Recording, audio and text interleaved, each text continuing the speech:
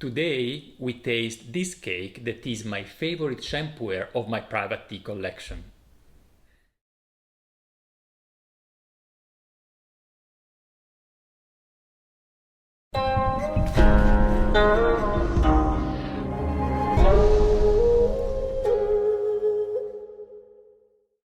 Hi guys, this is Gabriele from Nannuoshan, and today I'm here with Caroline. Hi! As you know, here at Nannuoshan, we love to share the pleasure of drinking and discovering genuine farm tea. If you're also looking to expand your tea knowledge and brewing skills, make sure to click on the subscribe button and don't forget to give us a thumbs up if at any point of time you enjoy watching. This video is of the series Private Collection, and it is a series in which we taste tea out of our private collection. It is either tea from Matthias or from myself, and after 2 videos on a row where we tasted the tea from Matthias, finally it is now the time for one of my tea, this cake here. And it is a special cake in the sense that it is simply my favorite out of the pu'er tea that I have at home. When I want to treat myself on an evening, I always go for these teas, and in fact just a few days ago we wanted to drink Sheng Pu'er and I took out this cake, right? Yes. So for once, Caroline, we are tasting a tea here that is not something new to us, that we have just tasted a few days ago, and so we know already what to expect. And I don't know about you, but for me, in front of the camera, it's not exactly the same when we drink tea. Like if we are relaxed, with no one watching at us, and we have our tea moment, we can concentrate better on the taste. Maybe that's more for me than for you, because I have to think about the lightening, the video. You have to talk. I'm just drinking. Right, I have to talk and you are just drinking, but for me it makes a difference. So I'm glad that here you know already what to expect, and now let's check out if you will find the same taste indeed. So first of all, some information for you guys. This is our private collection. It means you cannot buy it on the shop. Just those of you that were fast enough to subscribe our private collection will receive this tea this month and will be able to join us in this tasting. So this is, from which mountain? Did I tell it to you? It's a Nannuoshan. So it's from the mountain that gave the name to Correct. the tea shop. Correct. It is a Nannuoshan cake, and in particular is from Shitouzhai, which is Jai means village. It is a village pretty high on Nannuoshan, I would say about 1,000 meters of altitude, and is a village that is very famous in China because in the 50s a pu'er tree was discovered there that then was assessed to be 800 years old, and it is the oldest tea tree that we know was planted by humans, was cultivated, was not wild.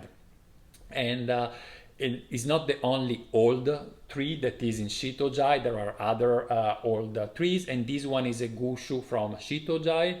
It is from 2006, spring 2006, and it was made by the local factory, which takes the name from the village. It is the Shitouzhai tea factory. The peculiarity of it is as a collection piece, actually, that they brought out that year as with a limited series.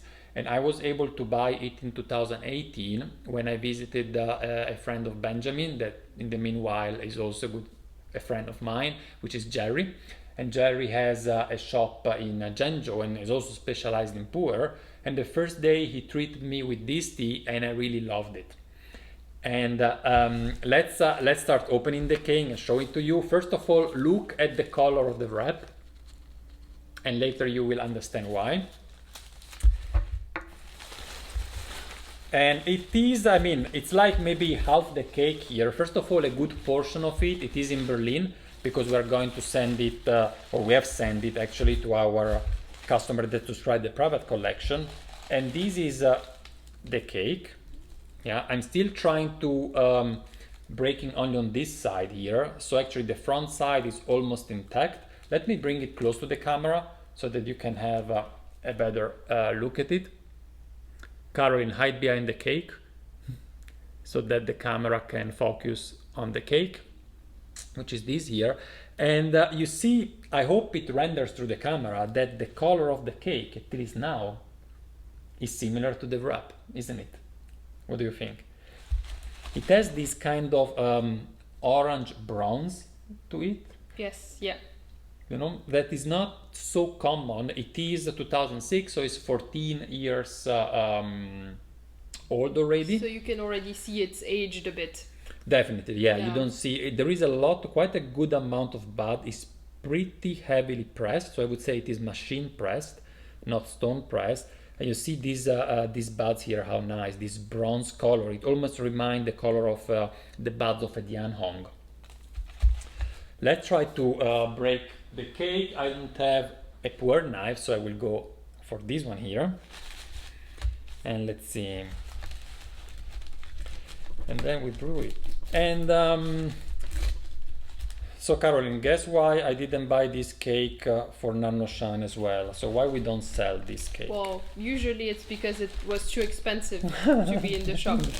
Yeah, you know already. So it is in fact a fairly expensive tea. And when you end up finding these kind of cakes, you could buy it for the shop, but you know, it's like, are we going to sell it or not? And if it is not from a very famous place, like when I found the Bingdao, I liked the taste, I bought it for Nannuoshan because Bingdao is a famous place for tea, while Nannuoshan is not necessarily automatically associated with expensive tea. So if I sell a cake from Shitouzhai, how many of you would know that is actually a precious tea? And speaking about the price, this cake we would have sold it for about 200 euros a cake, and for 50 gram we would have sold for 60 euros,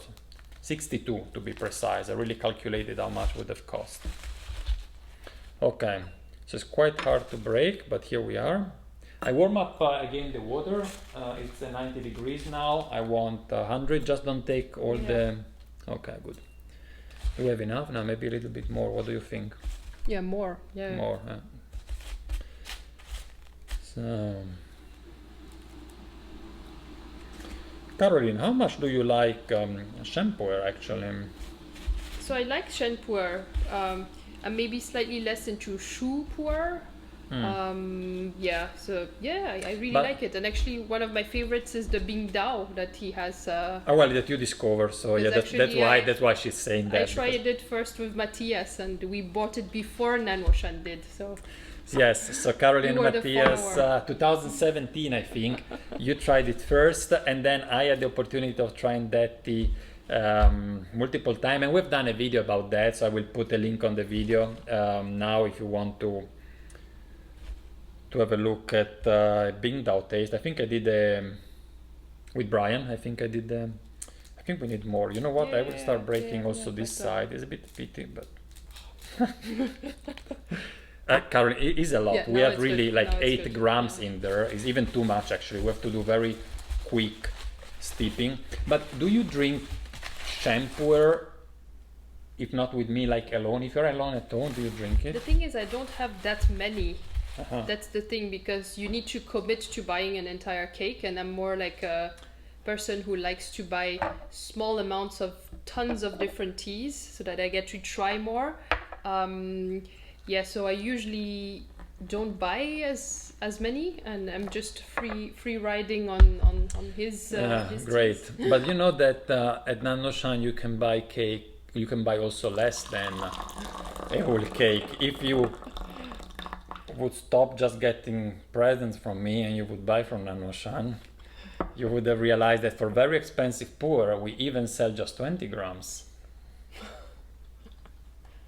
I don't know how many teas you actually took away from me. Not so many. Because we shared them. So. Of course we share. Let me try, smell this.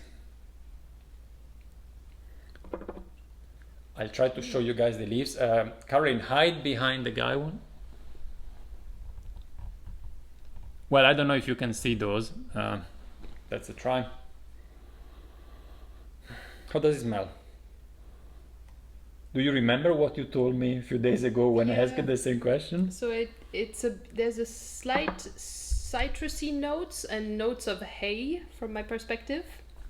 Okay, we will taste now this tea, but the reason why I bought it, I really fell in love at that time with this cake, is because the color of the brew that you will see in a second, or shall we do it first very quick? Yeah, shall I? Yeah. Because we it's still have a lot pressed. of tea. It's still pressed. So. I'm not using a filter here, so, and we broke it with a kitchen knife, so you see there are a lot of particles, but the color of the liquor, of the tea soup, reminds me the color of the wrap, and I have to say even more, the taste of the cake reminds me the color orange, for whichever reason. I associate it very much with the color.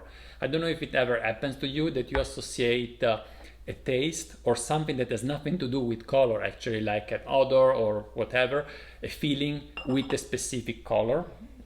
It's something that I do. Of course, it helps the fact that it's so much orange in the cup, very hot. Yeah, so it smells very orange zesty as well. So yeah. It has those notes, and what I liked at that time is that it has this, to me, quite peculiar taste that if you know it, you recognize always the cake. And this is not something that happened very common with Pu'er, that you say, I have such a specific taste in that Sheng Pu'er that I simply drink it and I recognize the cake. I'm not speaking about distinguishing between different regions like Linzang or Sichuan. You really recognize the cake. So it has a nice sweetness to it, I find. It's not bitter. Yeah, I mean, not bitter at all. We have, this is just the first steep. It's a lot of leaves. Look at the leaves. Even the leaves have a kind of orangey bronze, I would rather say, a bronze tone to them. Are you hidden? It's like the camera is detecting the faces, so as long as it sees Caroline's face, the camera prefers to focus on Caroline than on the tea. See, it's the camera makes choices. How do you like the taste? So it's still a Sheng, but it's like you can sense that it's kind of moving towards a Shu. So it's, for me, it's kind of really in this transition phase. So it's quite interesting if you've usually only tasted really Sheng or really Shu. This is that's kind of the in-between tea. Not so much in the color, but I understand what you say. You don't have any more those fresh, grassy, even bitter tones of a fresh Sheng Pu'er for sure. So now we move to hay, where everything... Yeah, it's more hay. You can even associate it with even an aged white tea somehow. It comes up to my mind. When the first time actually Caroline told me it reminds me of Sheng Pu'er, for me was like... it's because it's smooth, because you don't have this... And the smoothness. The aggressiveness of the Sheng sometimes, like... it's already quite smooth in the mouth, so it's not like it's in your entire mouth. It kind of stays only in the... more on the front part of the mouth, so it's not like you have astringency or something like that. It's more it's more a taste in the front with a nice comeback of taste. What is maybe lacking is that taste in between. So like now, I have drunk it just a few minutes ago, and I have still the taste pretty much on the top of the palate and in the front of the mouth. It's not something that I get back in the throat. But it doesn't mean it's a one-sided tea. So it's not like it's only high-pitched notes and nothing else. But it's really interesting. It only stays at the front, but you still have kind of a bit of body, but it's very... It's a light pu'er. It's not, well, at least the first tip, if I don't forget this one, maybe also this one.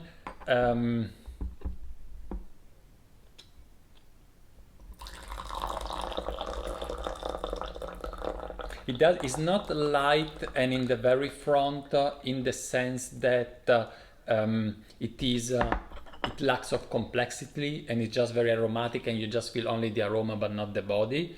It's not that, but nonetheless is more in the front of the mouth. Yeah, and look at the color. It's really like the wrap for me. Sometimes it looks different from the other side because the lights are in front of us, or from your side we are against the light, you are in favor of light. But definitely also in the cup that is wide, you can really see that. Did it change? So now you steeped it for a bit longer, so it's a bit stronger. But you have a very nice, very light aftertaste. With slight citrusy notes that stays in your mouth, so it's kind of nice. Yeah, you see the leaves. It doesn't have any green tone anymore, but it's also not yet dark. It has this in-between yellowish color that I like so much.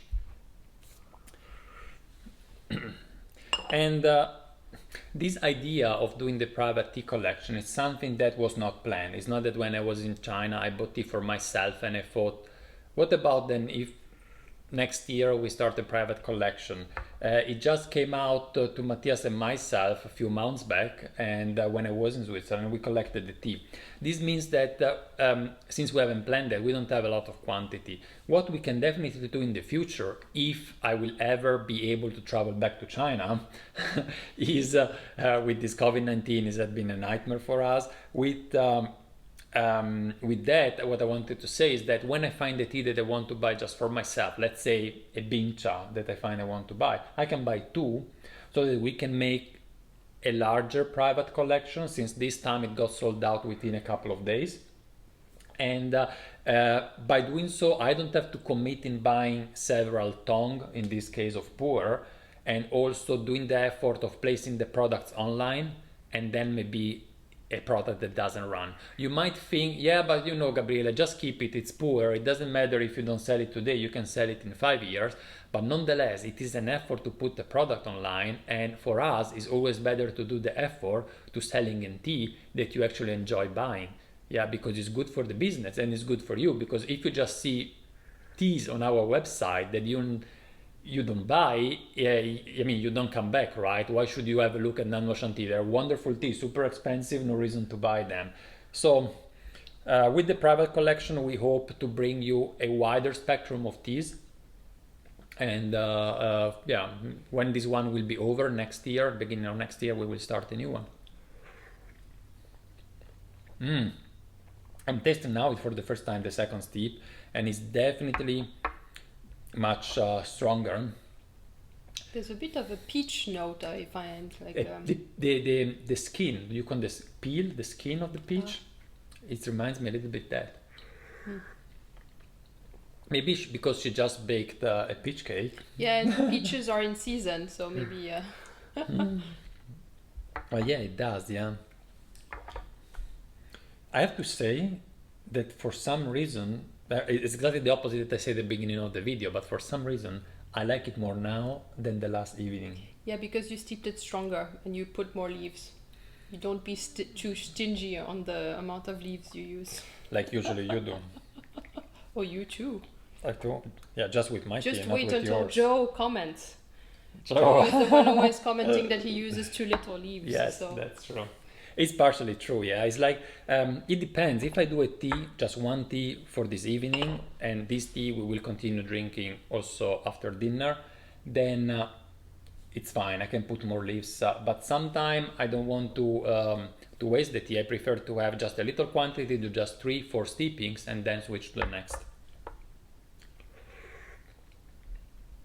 You know, we made a video actually about, do you remember? We were on vacation, about how much quantity of leaves you have to use for Gongfu cha, and in that video, you have a link on the screen now, I spoke about 2 different opinions. I don't tell you which is the best because there is no reason to choose one. I just explain you two different ways, two different quantities that are used of leaves in the Gaiwan, and why people go for one or another. And at the very end, I also give you a third method that is very interesting indeed, and is a kind of microbrewing in a way. I want to do, I have 90 degrees water. Just to try, I will keep it at a lower temperature, but we do a slightly longer steeping. It's also sometimes good to experiment with temperature. It's Sheng Pu'er is usually done with 100 degrees, but why not try with a lower temperature? This tea is not bitter, but I'm sure that when we go over and over with more steepings, it will bring out bitterness. So there's already a bit more bitterness that has developed than the first one. Than the first one. Yeah.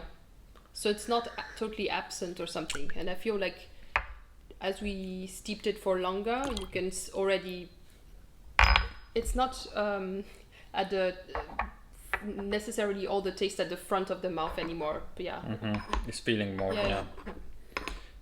That's what is nice about kombucha, right? That the tea evolves. And do you ever feel chachi, tea energy? A bit, but it's true now that you say it. Yeah, because I'm feeling warm a bit. Yeah. I wanted to say that probably doesn't come through the camera, but today is not a very hot day, and nonetheless. But maybe it's just you feel it a bit. The warmth here. The warmth also. I'm not sure. But with respect to other days, I mean, today is quite okay. We've got a few hot days. Today's tea weather is cloudy. I find this, the third steep, very consistent with the previous one. It's still there, just the color is so beautiful, and it's so hard to show that to you, unfortunately, but I do my best. This one here. I keep on repeating it, but I really like this shade of orange. So for those of you that will receive this tea at home, please write in the comments below. You will get this tea after this video come out, so whenever you tasted it, write in the comments below if after you have tasted the tea, you would really spend 62 euros for just 50 grams of it, or 200 euros for a 350 gram bean cha cake. Just want to know what do you think about that, because this is also, if you say, yeah, once I tasted it, I would go for it. We have also samples, and with samples we can bring out also cake that are of a different price range, and maybe with the taste convince you to buy it. But if for you is still a too high price tag, is already an indication that we are not yet there to bring out this type of cake. So we would be really curious to know. Please add it in the comments below. Otherwise, that's pretty much we wanted to tell you about this orange cake. I hope you have enjoyed watching this video. If it is the case, Caroline, give us a thumbs up, and go ahead, subscribe on our channel if you haven't done it yet, and more videos like this will come your way very soon. Keep on brewing tea, and I will see you at the next video, either with Caroline or maybe alone. Bye bye.